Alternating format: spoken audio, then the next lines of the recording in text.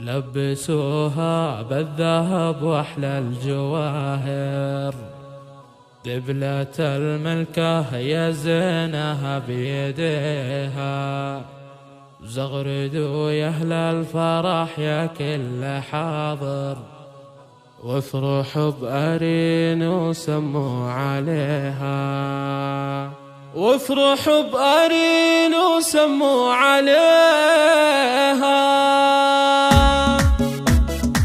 لبسوها بالذهب واحلى الجواهر، دبلة الملكة يا زينها بيديها، زغردوا يا اهل الفرح يا كل حاضر، وافرحوا بأرين وسموا عليها. على استوديو ليالي الزين، على استوديو ليالي وما أخذها إلا من الشيخ وأكابر، عبد المحسن يا بخت قلبه فيها، يا العرس أرين فرحك ما له آخر، افرحي يا الفاتنة يا بنت أبيها.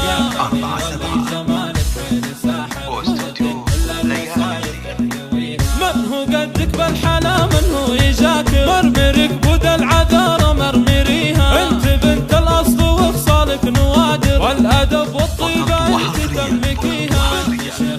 على استوديو ليالي الزين، على استوديو ليالي. وامك اللي كانها الا بدر ظاهر، ذي حصه والحلايا تكتسيها، ملاك الزين ما يوفيه شاعر، والقصايد كل ابوها تهتويها، هذه تولين ملهانة ومناظر، الدلع والغنج والدلال فيها. لبسوها بالذهب واحلى الجواهر، دبلة الملكة يا زينها بيديها، زغردوا يا اهل الفرح يا كل حاضر، وافرحوا بأرين وسموا عليها. ليالي الزين، على استوديو ليالي. وما أخذها إلا من الشيخ وأكابر، عبد المحسن يا بخت قلبه فيها، يا العرس أرين فرحك ما له آخر، افرحي يا الفاتنة يا بنت أبيها.